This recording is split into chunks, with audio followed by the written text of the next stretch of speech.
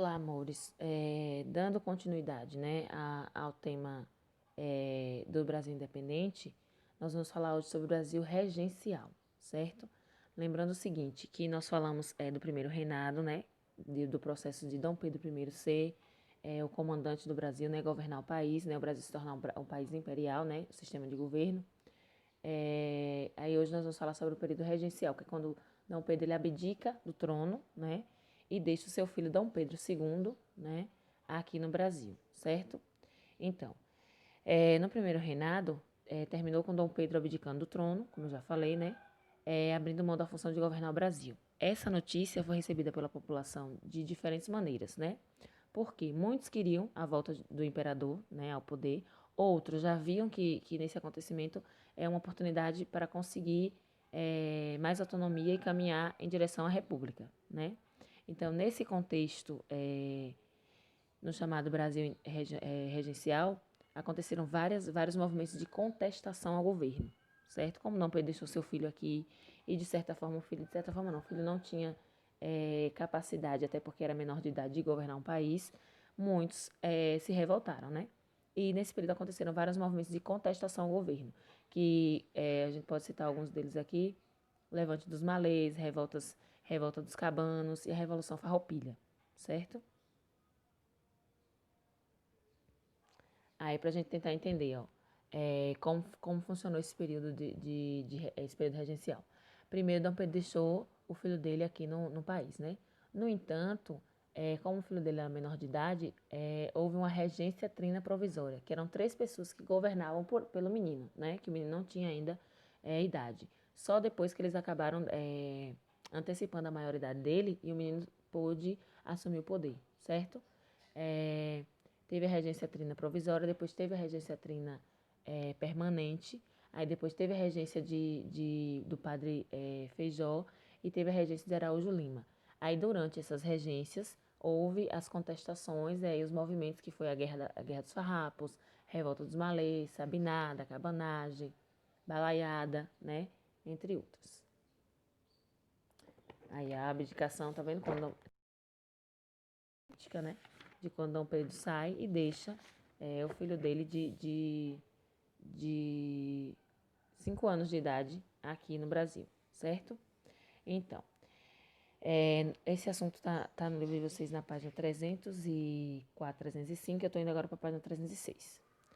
Com a abdicação do trono Dom Pedro, né, o novo imperador passaria a ser filho mais velho dele, né, Pedro de Alcântara, ou Dom Pedro II, como ele ficou conhecido mais tarde, que na ocasião tinha apenas 5 anos, né. A Constituição de 1824 previa que, até ele atingisse a maioridade, né, o Brasil seria governado por 3 regentes eleitos, né, por deputados e senadores na Assembleia Geral. E foi assim que entre 1831 e 1840 o país foi administrado. No entanto, essa situação provocou disputas de poder por 3 grupos políticos distintos, né, que eram os restauradores, os liberais moderados e os liberais exaltados. No livro de vocês tem explicando o que cada um queria, os princípios, quem eram eles, né, e tal. Em relação às reformas da Constituição de 1824, com diversas correntes ideológicas, né, disputando o espaço político, os regentes precisavam fazer acordos para agradar tanto liberais quanto os conservadores, né? E com isso foram feitas algumas modificações na Constituição de 1824. A principal delas ocorreu por meio da publicação do chamado Ato Adicional de 1834, que é uma emenda constitucional com as seguintes mudanças, né? A suspensão do poder moderado, né, durante as regências, a criação da Assembleia Legislativa Provisória, com disputas eleitorais por 2 anos, maior autonomia das províncias, que poderiam criar impostos, né, além de tratar e demitir funcionários, contratar e demitir funcionários, e modificação do sistema de regências. Em vez de 3 regentes, o imperador seria governado por apenas, o império, desculpa, seria governado apenas por um, né, eleito em voto secreto por meio do mandato de 4 anos. Então, a regência trina provisória, ó, como quem eram, né, os que estavam.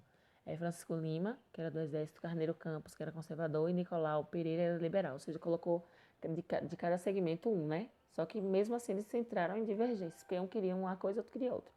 Aí durou de abril de 1831, aí buscou estabelecer a paz interna e a anistia aos revoltosos.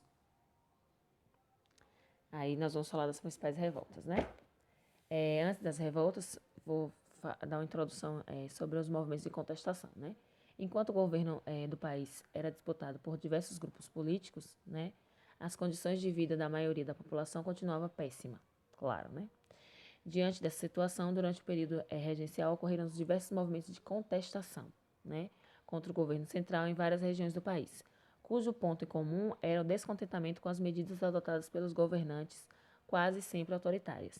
Aí nós temos aqui a dos Malês, que foi em Salvador, né, 1835, a da Cabanagem, que foi em Grão-Pará, a da Farroupilha, que foi em Santa Catarina e Rio Grande do Sul, a Sabinada, que foi na Bahia, e a Balaiada, que foi no Maranhão. Aí temos aqui, ó, o mapa mostrando onde cada um aconteceu, né? Aí nós temos a primeira revolta que eu vou falar, vai ser a revolta dos Cabanos, certo? Que é na página 308. Nas primeiras décadas do século XIX, os conflitos entre a população e o governo eram frequentes, né? E na província Grão-Pará, que atualmente hoje compreende os territórios dos estados do Pará, Amazonas, Amapá, Rondônia, Mato Grosso e Roraima. As cobranças de altos impostos e os preços cada vez mais elevados das mercadorias estavam causando grande satisfação na população, principalmente entre os mais pobres. Então, descontentes com essa situação, em janeiro de 1835, os revoltosos invadiram a cidade de Belém, né? Esse grupo era composto em sua maioria por afrodescendentes, indígenas e mestiços. Observem que nessas contestações, a população mais pobre ela começa realmente a se rebelar, certo? Ela começa realmente a questionar o governo e a fazer essas revoltas, ok? Quem estava insatisfeito com sua situação de exploração e que eram submetidos pelos fazendeiros, né? Assim buscavam lutar por terras, né, por fim de justiça e da escravidão. Além deles, também participaram do movimento alguns fazendeiros que desejavam mais autonomia e o direito de escolher os governantes da província. Os cabanos, como eram conhecidos, né, os partidários do movimento tomaram poder e chegaram a declarar a separação da província do restante do Brasil, né? Eles nomearam vários líderes para ocupar cargos administrativos, entre eles Eduardo Angelim, um lavrador e revolucionário cabano, nomeado governador da província Grão-Pará. Em 1836, o governo central enviou tropas regenciais para retomar o poder, né, sobre a cidade de Belém, o que aconteceu em maio do mesmo ano. Então, os rebeldes fugiram para o interior e resistiram por mais 4 anos, escondendo-se nas florestas e deslocando-se pelos rios. Em 1840, com cerca de 30 mil mortos em suas fileiras, a rebelião da cabanagem, como também ficou conhecida, foi finalmente combatida pelo governo. Então, o governo, claro, ia fazer tudo para combater essa situação, certo? Aí eu vou falar sobre a revolta dos malês, que ela aconteceu em 1835. No livro de vocês aqui não trata ainda não, mas eu estou me antecipando, certo? Então, quais foram as causas dessa revolta, né? As condições dos escravos urbanos e dos negros libertos, né? O objetivo deles era tomar o poder, matar os brancos e mulatos e acabar com a escravidão e criar uma república, né? É o que mais ou menos esses negros desejavam. Eles pararam a cidade de Salvador, certo? Recebeu este nome porque a maioria era escrava, né? Seguia o culto malê, uma religião mista composta por elementos africanos e muçulmanos. O líder era Manuel Calete, né, escravos islã, e terminou com a dizimação dos negros e a degradação dos sobreviventes para a África. Ou seja, alguns foram mandados de volta para a África. Muitos deles já não tinham mais nenhum tipo de... Já não tinham, né? Não tinham nenhum tipo de contato, como é que eu posso falar? Não tinha mais nenhum porquê eles voltarem para a África, né? Mas eles foram submetidos à volta à África justamente por essas revoltas. Mas eles conseguiram parar isso. Para vocês observarem que os negros eles estavam lutando o tempo todo, os africanos e negros eles estavam lutando o tempo todo para ser libertos, entendeu? Para acabar com a escravidão. Então eles pararam a cidade de Salvador. Porque quem é que fazia o trabalho eram os negros. Quando eles pararam, a cidade parou. Aí nós vamos finalizar por aqui e agora nós vamos fazer a atividade.